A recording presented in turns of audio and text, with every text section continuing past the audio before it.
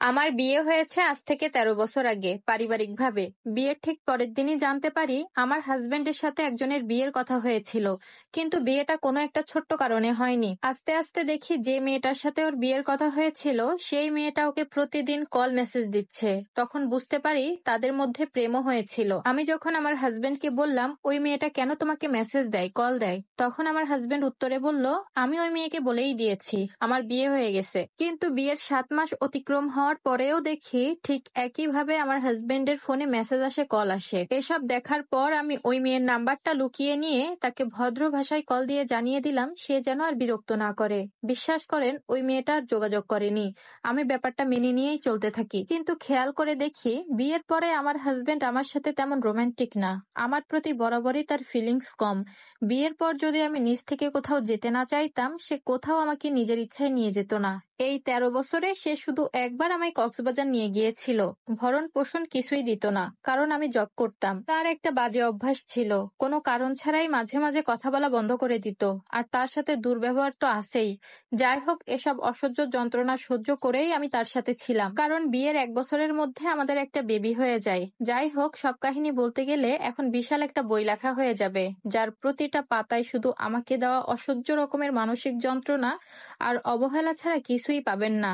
আমি এখন জব করি না, আর আমাদের এখন ২টা বেবি। ঠিক ২ বছর আগে ঘটনাক্রমে ওর ফেসবুক মেসেঞ্জারে তার সেই আগের গার্লফ্রেন্ড, মানে যার সাথে বিয়ে হওয়ার কথা ছিল, তার সাথে কিছু ঘনিষ্ঠ মেসেজ আমি দেখে ফেলি, যেগুলো আসলে মুখে বলাও সম্ভব না। আমি তাদের এসব কথাবার্তা সহ্য করতে না পেরে সাথে সাথে মেয়েটাকে কল দিই। মেয়েটা আমার কাছে মাফ চায় এবং অনুতপ্ত বোধ করে এবং বলে আমার হাজবেন্ড সবসময় তাকে নক করে, কিন্তু আমার স্বামী ব্যাপারটা খুব স্বাভাবিকভাবে নেয়। মেয়েটা আরো জানায় বিগত কয়েক বছর ধরে তাদের সাথে যোগাযোগ হচ্ছে, তাও আমার বাবা যখন মারা গিয়েছিল সেই সময় থেকে। আমি তখন খুব ভেঙে পড়েছিলাম, আর এই সুযোগটাই আমার হাজবেন্ড তখন কাজে লাগিয়েছে। আমার হাজবেন্ড নাকি তাকে পাগলের মতো ভালোবাসে, তাই মাঝে মধ্যেই তাকে নক করে। কথা বলা ছাড়া সে থাকতে পারে না। এরকম হাজারো কথা, হাজারো উদাহরণ মেয়েটা আমাকে দিল। আর এসব কেন করেছো এই কথা আমি আমার হাজবেন্ডকে জিজ্ঞাসা করায় সে আমাকে উল্টো জোর গলায় বলে আমি কেন তার হয়ে সাফাইগিরি করতেছি, তার যা ইচ্ছা তাই করবে।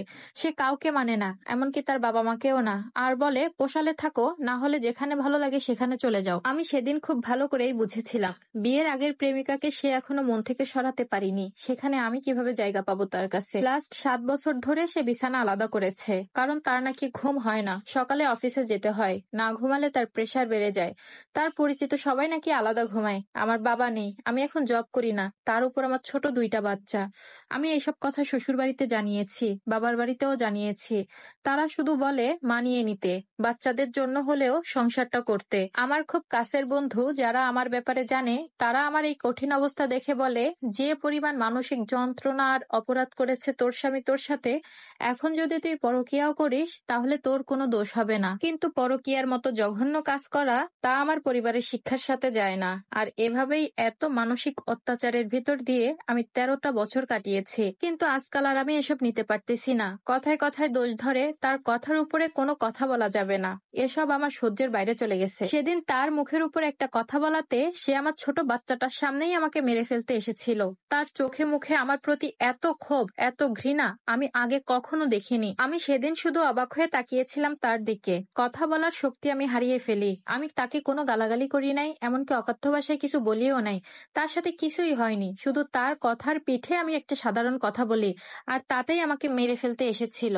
আমার এখন আর সহ্য হচ্ছে না, দম বন্ধ লাগে, কিন্তু বাচ্চাগুলোর দিকে তাকিয়ে নিজেকে বোঝাচ্ছি। আমার মন বলছে আমি তাকে ডিভোর্স দিয়ে দিই। আর এ ব্যাপারে আমি আমার শ্বশুরের সাথে কথা বলেছি। আমার শ্বশুর অনেক ভালো, সেও আমাকে বলে ধৈর্য ধরতে। আমরা এক ছাদের নিচেই আছি, কিন্তু সেপারেশনে। আমার ২টা বাচ্চা, সে ঠিক মতো খোঁজ খবর নেয় না। আমার আর এসব সহ্য হচ্ছে না। আমার খুব ভয় হয় ডিভোর্সের পরের জীবন নিয়ে। ইদানিং আমার কিছুই ভালো লাগে না। মানুষ আত্মহত্যা করে কেন জানেন? একাকিত্বের জন্য। আমি তাও পারছি না। আমার ২টা সন্তান আছে। আমার স্বামী দিনের পর দিন এখন সেই মেয়ের সাথে কথা বলে, একই ছাদের নিচে এবং আমার সামনে। এগুলো দেখতে দেখতে এখন আমার সহ্য হয়ে গেছে। আমারও তার প্রতি এখন কোনো ফিলিংস কাজ করে না। আচ্ছা আপু, আমি কি তাকে ডিভোর্স দিব, নাকি ২টা বাচ্চার মুখের দিকে তাকিয়ে হলেও সংসার করে যাব? প্লিজ বলবেন। হ্যালো এভরিওয়ান, আসসালামু আলাইকুম। এত সময় যে স্টোরিটা শুনলেন এটা কিন্তু আমার লাইফের সাথে কোনো সম্পৃক্ত না, যেহেতু আমাকে অনেক আপু স্টোরি লিখে পাঠায়।